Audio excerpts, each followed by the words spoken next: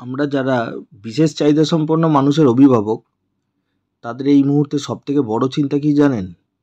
সন্তান বড় হয়ে কিভাবে নিজের পায়ে দাঁড়াবে। ভারত এত বিপুল জনসংখ্যার দেশ, যেখানে সাধারণ ছেলেমেয়েরাই চাকরি পাচ্ছে না, সেখানে এই প্রতিবন্ধকতা থাকা অবস্থায় উপযুক্ত কাজ কিভাবে পাবে? এটা আরও কঠিন হয়ে দাঁড়ায়।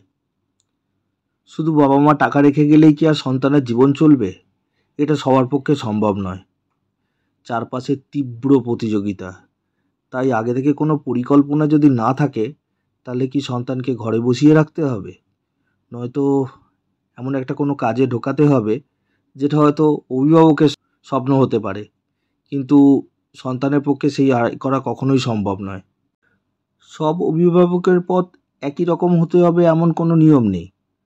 তাদের সন্তানের ক্ষমতা, আগ্রহ, প্রতিবন্ধকতা এ তো আলাদা আলাদা হতেই পারে। তাদের বয়সভিত্তিক পরিকল্পনা জরুরি।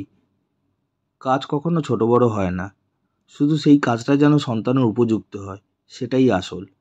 আর এই সমস্ত কিছু চিন্তাভাবনা নিয়েই আজকের প্রতিবেদন, যে আমরা বয়সভিত্তিক কীভাবে প্ল্যানিং করব, যাতে আমাদের ছেলেমেয়েরা ছোট অবস্থা থেকেই কিছু অর্জন করতে পারে এবং আগামী দিনে তারা কর্মমুখী হতে পারে। 5 বছর 6 ঘন্টা ধরে কোনো কাজ অনুশীলন করলে সেই কাজের প্রতি দক্ষতা আসবে এবং সেই দক্ষতা থেকেই কিন্তু রোজগার করা সম্ভব হবে। সুতরাং আপনারা আজ থেকেই সেই ব্যবস্থা করতে থাকুন। বিভিন্ন অভিজ্ঞ অভিভাবক, এনজিও ও পেরেন্ট সাপোর্ট গ্রুপগুলোর সঙ্গে নিয়মিত যোগাযোগ রাখুন। তারা আপনাকে এই বিষয়ে সহায়তা করবে, নতুন দৃষ্টিভঙ্গি দেবে এবং প্রয়োজনীয় রিসোর্সের সঙ্গে যুক্ত করবেন। স্কিল ডেভেলপমেন্টের জন্য আপনাদের থেরাপিস্টের বা ভোকেশনাল ট্রেনারের বা কাউন্সিলরের দরকার হতে পারে। প্রয়োজনে তাদের সঙ্গে যোগাযোগ করুন।